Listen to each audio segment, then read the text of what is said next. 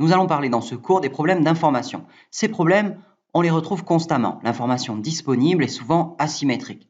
Par exemple, lorsque le garagiste vous annonce que la réparation de votre voiture va vous coûter 2 000 €. Difficile si vous n'êtes pas expert de savoir si cette somme est justifiée ou pas. Idem pour le devis d'un électricien ou d'un chauffagiste pour votre maison, ou encore de services délivrés par le monde médical. Une étude menée par 2 chercheurs américains ont ainsi montré qu'aux États-Unis, certains obstétriciens profitaient de l'ignorance des femmes enceintes pour pratiquer des césariennes alors que ces opérations n'étaient pas nécessaires, simplement parce qu'elles rapportaient plus d'argent aux praticiens. Tout ceci est moralement condamnable, mais hélas, courant en présence d'asymétrie d'information. Pour étudier des économies en information imparfaite, les économistes considèrent souvent 2 types d'agents, qu'ils nomment le principal et l'agent. L'agent est celui qui dispose de l'information. Le principal est celui qui détient le pouvoir économique, mais pas toute l'information.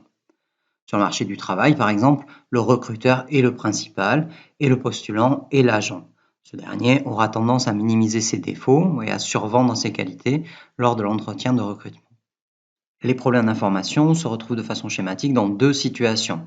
Soit avant la signature d'un contrat, ce sont souvent des problèmes d'antisélection. Par exemple, lors de la signature d'un contrat de travail, l'information sur la motivation, la productivité et l'expérience du candidat au poste sont asymétriques. Deuxième exemple, lors de la signature d'un prêt, le prêteur a une information incomplète et asymétrique sur les risques de l'investissement réalisé par l'emprunteur. Ces problèmes d'information peuvent se retrouver aussi après la signature du contrat.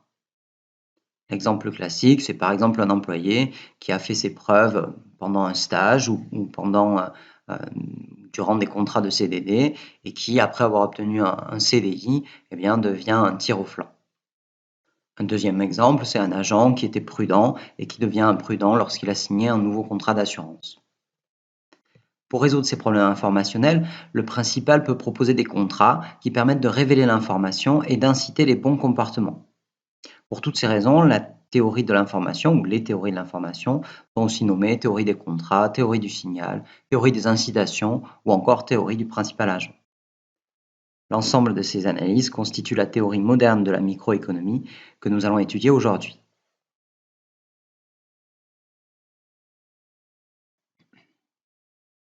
Avant la transaction, cette asymétrie prend la forme d'antisélection. Pour illustrer cette antisélection, utilisons l'exemple du marché des voitures d'occasion, d'Akerlof, 1970, que nous étendrons ensuite au cas financier.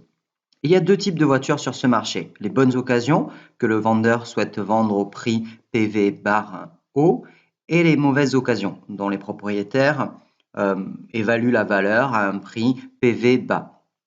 Les acheteurs, qui ne sont pas des experts, aucun d'entre eux n'est garagiste, ne connaissent pas la qualité exacte des voitures. Ils sont prêts à payer PA/haut et PA/bas pour ces 2 types de voitures. Ils connaissent par contre la proportion de bonnes et de mauvaises voitures sur le marché. Notons Q, cette probabilité de tomber sur une bonne occasion, et 1 moins Q, la probabilité de tomber sur une mauvaise occasion. Si l'info était complète, il y aurait négociation entre les prix hauts des vendeurs et des acheteurs de bonne qualité et les prix bas pour les mauvaises occasions. Mais comme les acheteurs sont incapables de discriminer entre les 2 types, ils vont proposer un prix moyen unique représentant la qualité moyenne du marché, noté P tilde. À ce prix, 2 équilibres sont possibles. Si P tilde est supérieur à PV/O, alors les 2 voitures sont évidemment présentes sur le marché. L'équilibre est dit mélangeant. Dans ce cas, c'est une aubaine pour les vendeurs de mauvaises voitures. Ils profitent d'une rente informationnelle. Dans le cas inverse, où P tilde serait inférieur à PV/O, les détenteurs de bonnes voitures, dont le prix est supérieur à la moyenne, n'ont aucune incitation à vendre sur un tel marché. Cet équilibre est dit séparateur. C'est un équilibre où il ne reste sur le marché que les voitures de mauvaise qualité. En d'autres termes, l'information imparfaite conduit dans ce dernier cas à un appauvrissement du marché, puisque les bonnes occasions n'y sont plus offertes. On parle d'antisélection pour justement illustrer ce phénomène où le marché, livré à lui-même, ne réussit pas à sélectionner les biens de bonne qualité. Passons désormais au marché bancaire. Les banques sont dans une situation assez similaire aux acheteurs de voitures lorsqu'elles octroient des crédits. elles ne peuvent pas toujours distinguer, exempter les bons et les mauvais investissements. Les investisseurs risqués ont tout intérêt à cacher ou à minimiser les risques pour obtenir un prêt bancaire. Pour illustrer les conséquences de cette asymétrie sur le marché bancaire, nous présenterons ici les résultats du modèle de Stiglitz et Weiss. Les banques font face à différents emprunteurs qui prennent des risques plus ou moins grands, notés θ, dans les investissements qu'ils réalisent.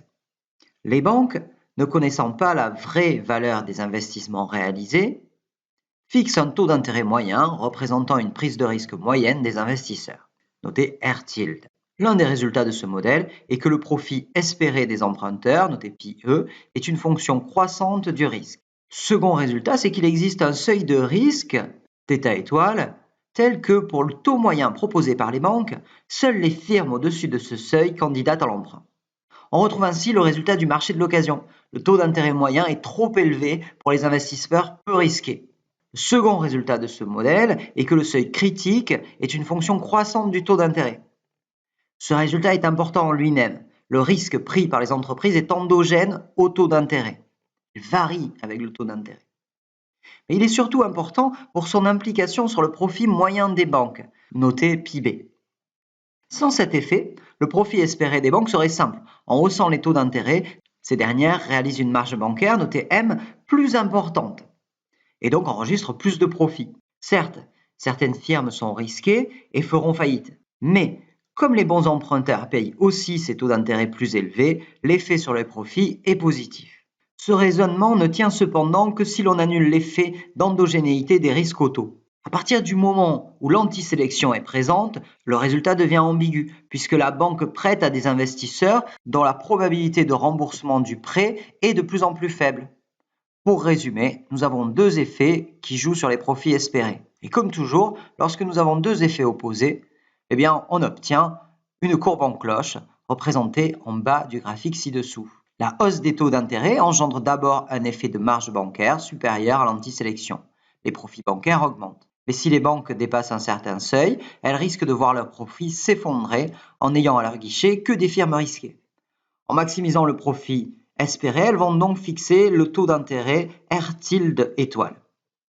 La courbe d'offre de crédit, qui est issue de ce processus de maximisation, possède la même forme. Les banques réduisent l'offre à mesure que l'antisélection s'intensifie.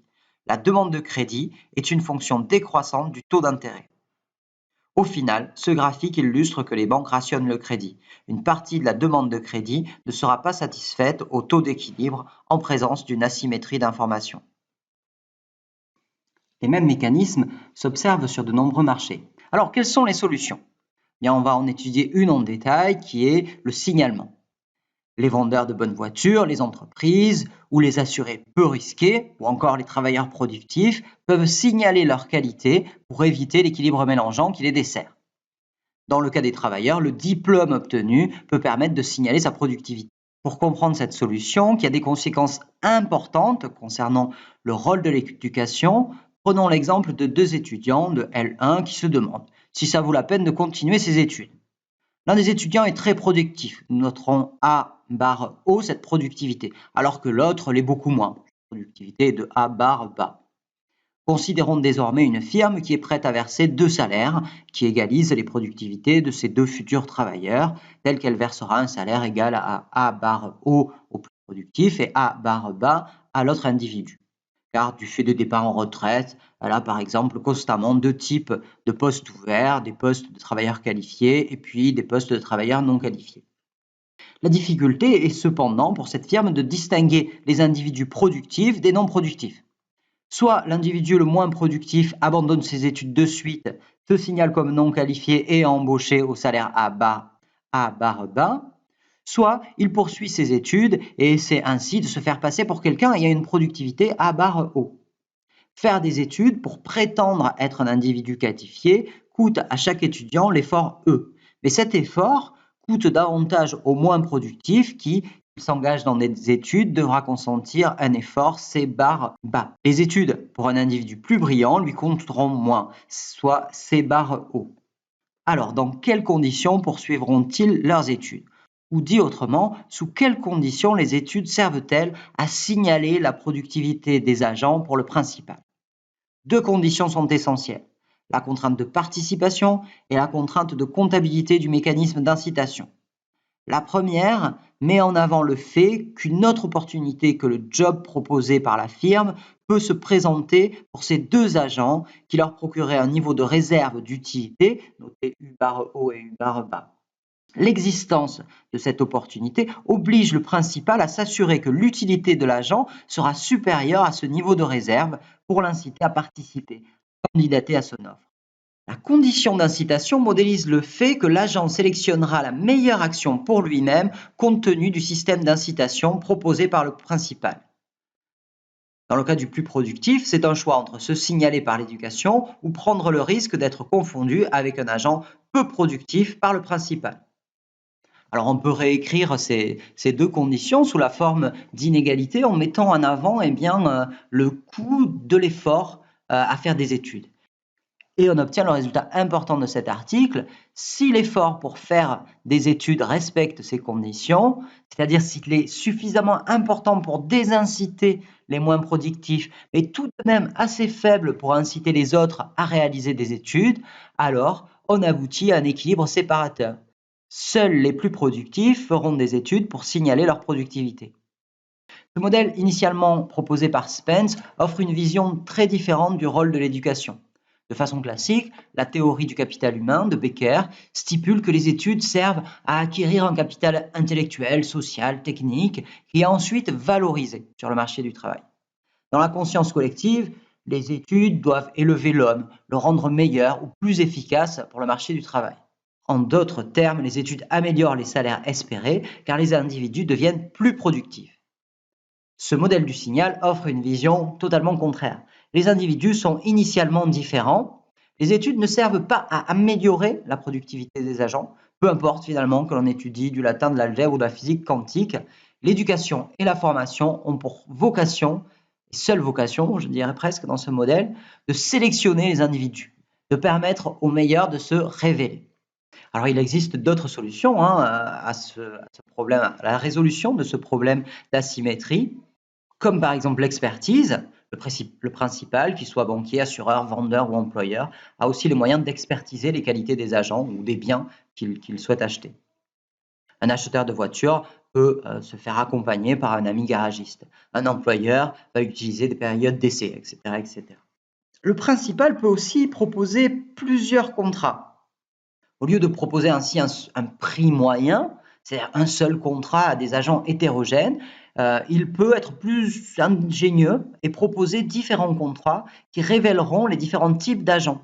Dans le cas de la banque, par exemple, au lieu d'offrir un contrat basé uniquement sur le taux d'intérêt, elle va offrir deux contrats, l'un avec un taux d'intérêt faible mais avec une garantie élevée, et un autre avec un taux d'intérêt élevé mais une garantie faible. Une firme peu risquée, sûre de pouvoir rembourser, choisira le premier contrat. Avec une garantie forte, elle signale de plus ainsi sa qualité. A l'inverse, l'investisseur risqué a une probabilité plus forte d'avoir à dédommager le créancier. Il préférera donc ne pas trop s'engager sur ses biens personnels et choisira le second contrat. En conclusion, l'information incomplète et asymétrique explique de nombreux faits réels. Elle explique pourquoi certains marchés fonctionnent mal, pourquoi des biens de mauvaise qualité sont massivement fournis par le marché. Pourquoi en période de crise, on peut facilement obtenir un rationnement des crédits et ne pas financer même des entreprises qui étaient solvables. Voilà, l'ensemble de ces éléments seront approfondis dans les années à venir. C'était simplement une introduction. Ceux qui veulent approfondir ces concepts concernant la banque ou l'éducation pourront se référer aux ouvrages de Le Sueur et de Sabatier ou Lopez et Villanova. Et puis les ouvrages de micro standard sont aussi très bien faits. Vous pouvez consulter le variant Introduction à la microéconomie, ou si vous voulez aller un peu plus loin, le variant intitulé Microéconomie qui est un peu plus approfondi. Voilà, merci.